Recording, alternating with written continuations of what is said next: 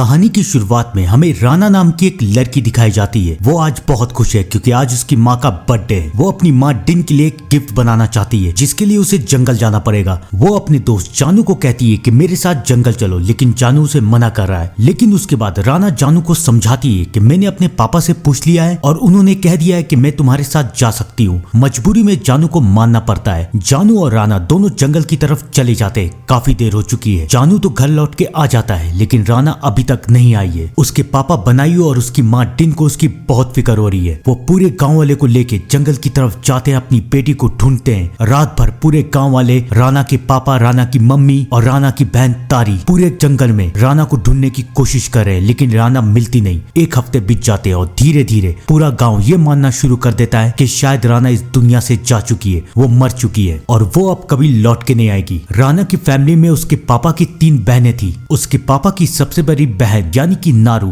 लोगों का भविष्य देखती थी और उसने भी बनाइयों को ये कह दिया था कि तुम्हारी बेटी अब मर चुकी है, वो अब कभी लौट के नहीं आएगी। अब तो राना का परिवार भी ये मान चुका था कि राना मर चुकी है, लेकिन सिर्फ राना की माँ डिन ऐसी थी जिसे ये यकीन था कि राना मरी नहीं है, राना उसके पास लौट के जरूर आएगी। वो अपने पति की बहनों से बहस करना शुरू करती है कि आप लोग गलत कह रही है, मेरी बेटी अभी जिंदा है, वो लौट के जरूर आएगी। नारू डिन को समझाने की कोशिश करती है कि आज तक मैंने जिसका भी भविष्य बताया है वो कभी गलत नहीं हुआ। मैंने तुम्हें भी कहा था कि अपने बर्थडे वाले दिन राना को घर से बाहर मत निकलने देना, लेकिन तुमने राना को बाहर निकलने दिया और ये सब तुम्हारी गलती है। ये सारी बातें सुन के डिन को और गुस्सा आ रहा है। वो नारू से बहस करती है और कहती है कि आप चाहे कुछ भी कहो लेकिन मुझे पूरा यकीन है कि मेरी बेटी लौट के जरूर आएगी। और तभी उनके घर में एक दस्तक होती है। सब कोई दरवाजा खोलते हैं और उसके बाद पूरा घर चौंक जाता है क्योंकि उसके बाद सब ये देखते हैं कि राना घर लौट के आ चुकी है। राना की हालत बहुत बुरी लग रही है लेकिन राना भी जिंदा है। राना उस जंगल से लौट के आई थी जिस जंगल के बारे में पूरे गांव वाले ये कहते थे कि उस जंगल में भूतों और शैतानों का बसेरा है। एक बार जो वहां पर जाता है वो कभी लौट के नहीं आता, लेकिन वहां से राना लौट के आ चुकी है। तो क्या राना सच में लौटी है? मेरा यकीन कीजिए, इस कहानी का ट्विस्ट और क्लाइमेक्स जान के आप सब चौंक जाएंगे। तो इस कहानी को मिस करने की गलती से भी मत कीजिएगा वरना आप लोग बहुत पछताएंगे। राना को घर लौटा हुआ देख के उसकी माँ डिन, उसकी बहन तारी और उसके पापा बनायू तीनों बहुत खुश है, लेकिन बनायू की बहनें बहुत डरी हुई है क्योंकि नारू का भविष्य कभी गलत नहीं हुआ था।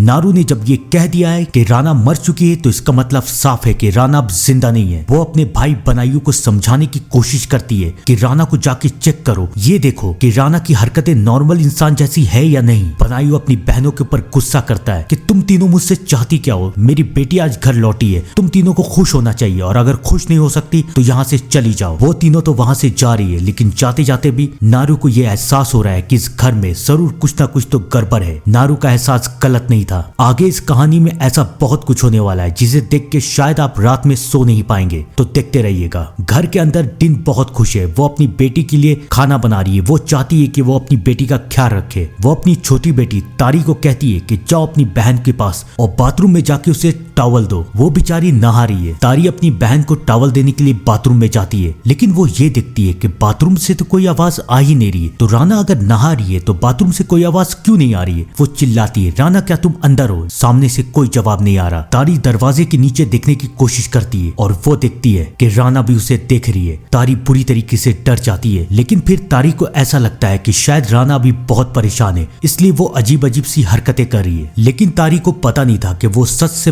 बहुत दूर है। इन सब से बेखबर घर में अगर सबसे ज्यादा कोई खुश था तो वो थी डिन। उसकी बेटी घर में लौट के आई थी लेकिन बनायू के दिमाग में अभी भी उसकी बहनों की बातें गूंज रही थी। वो अपनी बीवी से पूछता है कि क्या तुमने राना को अच्छे से चेक किया? वो ठीक है ना? डिन कहती है कि तुम्हारी बेटी बिल्कुल ठीक है, लेकिन उसके बाद बनायू कहता है कि हमें अपनी बेटी को डॉक्टर को दिखाना चाहिए। डिन ये समझ जाती है कि बनायू ये सब अपनी बहनों की बातों में आके कर रहा है। उसके और बनायू के बीच में झगड़ा होना शुरू होता है। डिन बनायू से ये कहती है कि तुम अपनी बहन की बात मान रहे हो, तुम्हारी बहन ने तो ये भी कहा था कि मुझसे शादी मत करो, मेरी और तुम्हारी कुंडली मैच नहीं करती, लेकिन तुमने मुझसे शादी कर ली, तब तो तुमने अपनी बहन की बात नहीं मानी, तो आप क्यों मान रहे हो? बनायू अपनी बीवी को समझाने की कोशिश करता है कि मैं ये सब राना की भलाई के लिए कर रहा हूँ। मजबूरी में डिन को ये सारी बातें माननी पड़ती है। डिन और बनायू की ये सारे झगड़े अंदर कमरे में तारी और राना भी सुन रहे हैं। तारी अपनी बहन राना को समझाने की कोशिश करती है कि मम्मी और पापा भी परेशान है। जब से तुम घर से गई हो तब से मम्मी बहुत रोती थी, लेकिन अब फाइनली तुम वापस आ चुकी हो। तारी अपनी बहन को बताती है कि मैं भी तुम्हें बहुत मिस कर रही थी, लेकिन तारी के किसी भी सवाल का जवाब राना नहीं दे रही। तारी ये सोचती है कि शायद राना थक गई है, वो आराम कर रही है। तारी भी सो रही है, लेकिन तभी तारी को एहसास होता है कि उसके पास किसी का हाथ आ रहा है। पहले तो उसे ऐसा लगता है कि ये राना का हाथ है, लेकिन उसके बाद उसे ये एहसास होता है कि राना तो उससे बहुत दूर सोई हुई है, तो उसका हाथ उस तक पहुंचा कैसे। वो उठ के देखती है तो देखती है कि राना सो रही है। तो फिर ये किसका हाथ था? तारी को लगता है कि शायद ये उसकी गलतफहमी है, लेकिन बेचारी तारी को पता नहीं था ये कोई गलतफहमी नहीं है, अभी तो शुरुआत हुई है। इस कहानी में ऐसे ऐसे मोमेंट है जिसे देख के शायद आज रात आप लोगों को नींद ना आए। अगली सुबह बनायु अपने दुकान में जाने के लिए घर से बाहर निकल रहा है, तभी उसका ध्यान उसकी बेटी राना के ऊपर जाता है। वो अकेले बैठी हुई है। बनायु अपनी बेटी से बात करने की कोशिश करता है और वो अपनी बेटी को यह भी बताता है कि आज तुम्हारा चेकअप करने के लिए डॉक्टर आ रहे हैं। ये सुन के राना को बहुत गुस्सा आ रहा है। बनायु ये देखता है कि उसकी बेटी गायब हो चुकी है। उसे ऐसा लगता है कि शायद वो थक गई है, अपने कमरे में गई है, लेकिन बनायु को ये नहीं पता था कि राना अभी भी उसे देख रही है। राना ये सब क्या कर रही है? राना की हरकतें नॉर्मल इंसान जैसी बिल्कुल भी नहीं है। बनायु मार्केट में एक मछली की दुकान चलाता था। वो अपनी दुकान में पहुंचता है जहां पर उसे उसकी बहन श्री का पति भी मिलता है। वो भी उसके साथ दुकान में काम करता था। यास्मीन बनायु को समझाता है कि तुम फिक्र मत करो, तुम्हारी बहनें तो अजीब अजीब बातें बोलती रहती है और तुम अपनी बड़ी बहन नारू की बात तो मानो ही मत। तुम्हारी बेटी बिल्कुल ठीक है और वो बिल्कुल इंसान है। यासीन की बातें सुन के बनायु को बहुत अच्छा लग रहा है, लेकिन जहाँ एक तरफ बनायु को ये यकीन हो चुका था कि राना इंसान है, वहीं दूसरी तरफ शहर में एक ऐसा इंसान भी था जो कि बहुत डर रहा था और वो कोई और नहीं बल्कि जानू था। हमें दिखाया जाता है कि जानू बहुत परेशान है, वो बहुत डर रहा है। ऐसा लग रहा है कि शायद उसने किसी भूत को देख लिया है। तभी उससे मिलने के लिए तारी आती है। तारी उससे कहती है कि राना घर लौट चुकी है और तुम अभी तक राना से मिलने नहीं आए, तुम राना के दोस्त हो। ये बातें सुन के जानू बहुत डर रहा है। वो कह रहा है कि राना जिंदा नहीं हो सकती, वो मर चुकी है। तारी को भी समझ में नहीं आता कि जानू ये सब क्या कह रहा है और जानू वहां से भाग जाता है। लेकिन कहानी की शुरुआत तो अभी हुई थी। राना जिंदा है या नहीं, आप लोग अभी कमेंट में बता दीजिए, क्योंकि जब इस कहानी के आखिर में आप लोगों को सच पता चलेगा तो आप लोग सब चौंक जाएंगे। सच का पता लगाने की कोशिश हर कोई कर रहा था, क्योंकि बनायु की सबसे बड़ी बहन नारू अपनी छोटी बहन निंग को एक फूल देती है और कहती है कि इसे ले जाके राना के कमरे में रख दो। अगर ये फूल मुरझा गया तो इसका मतलब साफ है कि राना कोई इंसान नहीं बल्कि वो शैतान है। नारू को राना के ऊपर पूरा शक था, लेकिन सिर्फ नारू को ही नहीं, पूरे गांव वाले को राना के ऊपर शक था कि राना अभी जिंदा नहीं है, वो मर चुकी है। राना की माँ डिन जब शॉपिंग करने के लिए जाती है तो वो देखती है कि गांव के सारे लोग बात कर रहे हैं उसकी बेटी के बारे में कि इसकी बेटी अभी जिंदा नहीं है, वो इंसान नहीं है बल्कि एक आत्मा है। ये सुन के डिन को अच्छा नहीं लग रहा है। वो अपने पति को कहती है कि तुम घर जाओ राना के पास, राना घर में अकेली है। लेकिन डिन को पता नहीं था कि गांव वाले की बातों में कुछ ना कुछ तो सच्चाई जरूर है। वहां दूसरी तरफ हमें दिखाया जाता है कि बनायु की बहन निंग फूल लेके राना के घर में गई है। घर में कोई नहीं है। वो बहुत डर रही है क्योंकि उसे अपनी बहन नारू की बातों पे यकीन है कि राना जिंदा नहीं है, राना मर चुकी है। वो राना के कमरे में जाती है और फूल उसके बेड के नीचे रख देती है, लेकिन तभी अचानक वहाँ राना आ जाती है। राना अजीब तरीके से निंग को देख रही है। वो निंग को कहती है कि मुझे याद है कि आपको मेरा बाल बनाना कितना अच्छा लगता था, तो प्लीज मेरे बाल को बना दीजिए। डरते डरते निंग राना के बाल को बना रही है, लेकिन उसके बाद वो ऐसा नजारा देखती है जिसे देख के उसका शक यकीन में बदल जाता है। वो देखती है कि राना का सर फटा हुआ है और उसके सर से कीड़े निकल रहे हैं। ये नजारा देख के निंग बहुत डर जाती है। वो रोते हुए वहां से भागती है और राना उसे हंसते हुए देख रही है, जैसे कि उसे पता है कि निंग ने क्या देखा है। राना की सच्चाई निंग जाके अपनी बहन श्री को बताती है। अब श्री और निंग को ये सारी बातें उन लोगों की बड़ी बहन नारू को बताना था। अब नारू ही ऐसी है जो कि बनायु को समझा सकती है कि राना जिंदा नहीं है बल्कि मर चुकी है। लेकिन क्या ये सब इतना आसान होगा? आइए जानते हैं। सिर्फ बनायु की बहन ही ऐसी नहीं थी जिसे ये यकीन था कि राना मर चुकी है, बल्कि एक शख्स और भी था और वो था जानू। जानू लाइब्रेरी में बैठा हुआ है, वो कुछ पढ़ रहा है। ऐसा लग रहा है कि शायद वो कुछ पता लगाने की कोशिश कर रहा है, लेकिन फिर उसे एहसास होता है कि वो उस लाइब्रेरी में अकेला नहीं है, उस लाइब्रेरी में राना भी है और राना धीरे धीरे उसके करीब आती जा रही है। जानू को समझ आ जाता है कि राना शायद उसे छोड़ेगी नहीं, लेकिन आज जानू की किस्मत बहुत अच्छी थी। राना ने उसे आज बख्श दिया। राना ने उसे तो बख्श दिया, लेकिन वो अपनी आंटी निंग और श्री को बख्शने के मूड मूड में नहीं थी। हमें दिखाया जाता है कि वो श्री और निंग के ऊपर हमला कर देती है। राना अपनी दोनों आंटियों को मारना चाहती है, लेकिन नारू को ये सब पता चल जाता है और नारू के पास आत्माओं से लड़ने की ताकत थी। वो अपनी दोनों बहनों को बचा लेती है। ये कहानी एक खतरनाक मोड़ की तरफ बढ़ती जा रही है। क्या होगा इस कहानी का अंत, जानने के लिए इस कहानी को आखिर तक जरूर देखिएगा, मिस मत कीजिएगा। बनायु की बहन तो ये जान चुकी थी कि राना जिंदा नहीं है, लेकिन उसे बनायु को दिखाने के लिए कोई सबूत चाहिए था। नारू अपनी छोटी बहन श्री को बनायु के घर भेजती है कि जो फूल निंग ने राना के बेड के नीचे रखा था वो लेके आओ, वो हम बनायु को दिखाएंगे। श्री घर जाती है, वहां अभी भी कोई नहीं है। वो राना के कमरे में जाती है, वो फूल खोज रही है, लेकिन तभी राना वहां आती है और राना को देख के श्री बुरी तरीके से डर जाती है। इससे पहले वो वहां से भाग जाती, वहां पर बनायु आ जाता है। बनायु को भी समझ में नहीं आ रहा है कि उसकी बहन अचानक उसके घर में क्यों आई। तब वहां पर राना आती है और राना कहती है कि आंटी श्री, आप इसी फूल को ले जाने आई थी ना, ले जाइए। उस फूल को देख के बनायु और डिन ये समझ जाते हैं कि नारू और उसकी बहनों को ये यकीन नहीं है कि राना जिंदा है। लेकिन इससे पहले बनायु अपनी बहनों को कुछ बोल पाता, वहां पर डॉक्टर आ जाता है। याद है ना, राना के चेकअप के लिए बनायु ने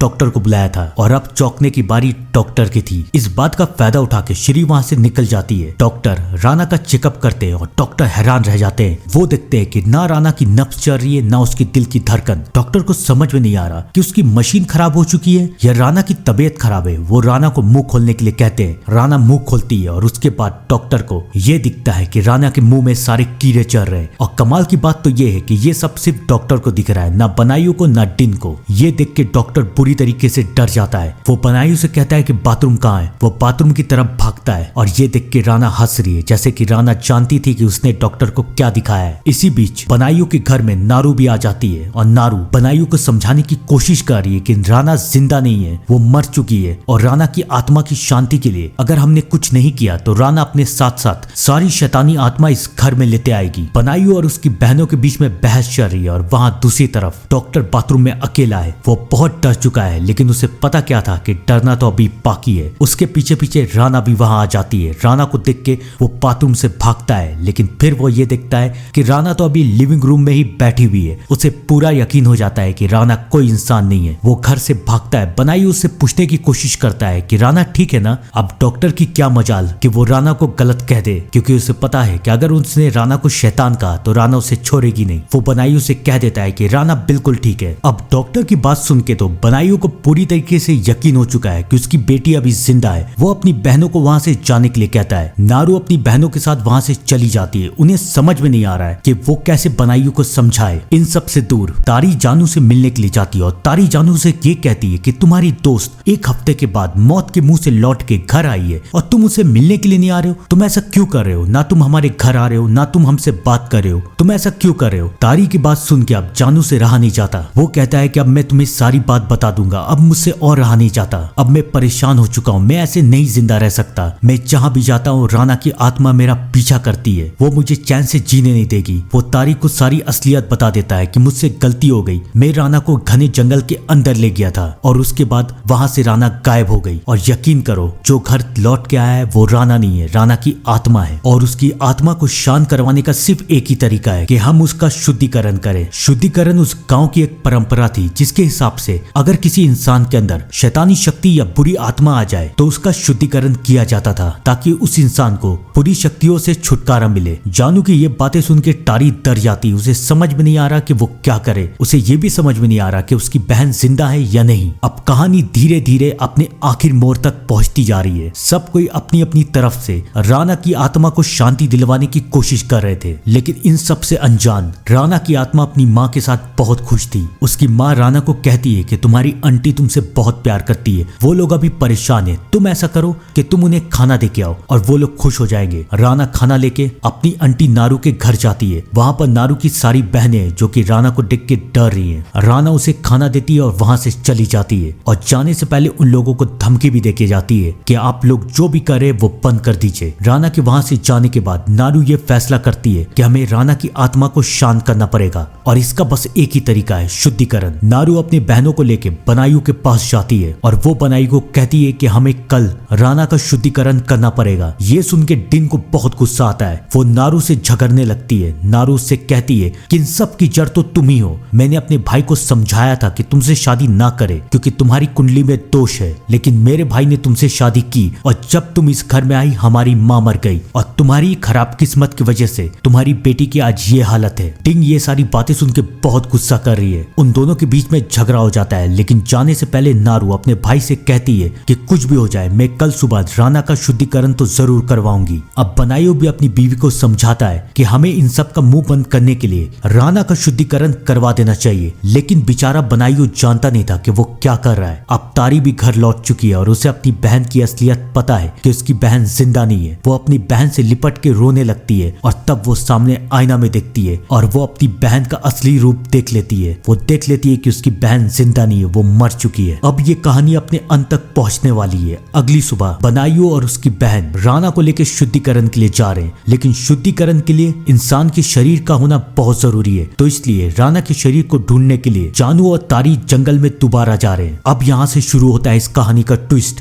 अगर राना का शरीर नहीं मिला तो राना की आत्मा सबको मार देगी, कोई भी नहीं बचेगा और राना का शरीर उसी जंगल में जहाँ पर शैतान रहते हैं। तो क्या तारी राना के शरीर को निकाल पाएगी या नहीं, ये बात आप लोगों को थोड़ी देर में पता चल जाएगा। शुद्धिकरण चालू होता है और धीरे धीरे करके राना की सारी असलियत सबके सामने आना शुरू हो जाती है। राना की आत्मा तड़पने लगती है और न सिर्फ राना की आत्मा तड़प रही है बल्कि वहां पर जितनी भी शैतानी आत्माएं जो कि शुद्धिकरण के लिए आई है सब तड़प रही है और सब राना का साथ दे रही है। राना को इस रूप में देख के उसके पापा और उसकी मम्मी को यकीन हो जाता है कि राना मर चुकी है। और वहां दूसरी तरफ जंगल में जानू और तारी एक साथ है। अंधेरा हो चुका है और इसी वक्त तारी खो जाती है। अब जानू ने तारी को भी खो दिया था। अब जो अंजाम राना के साथ हुआ था वो अब तारी के साथ भी होगा, लेकिन राना को ये मंजूर नहीं था। राना की आत्मा ये फैसला करती है कि वो अपनी बहन को बचाएगी। वो अपने शरीर में वापस जाती है और अपना शरीर अपनी बहन को सौंप देती है। फाइनली राना का शरीर उसकी बहन को मिल जाता है। राना और जानू उसकी बहन का शरीर लेके उसके पापा, उसकी मम्मी और पूरे गांव वाले के सामने आते हैं और अब सबके सामने राना की असलियत आ चुकी है। राना की आत्मा भी वहां से जा चुकी है और वो लोग राना के शरीर को दफना देते हैं और ऐसे मिलती है राना की आत्मा को मुक्ति। थी ना अच्छी कहानी? कमेंट में बताइएगा। तब तक के लिए thank you and good bye.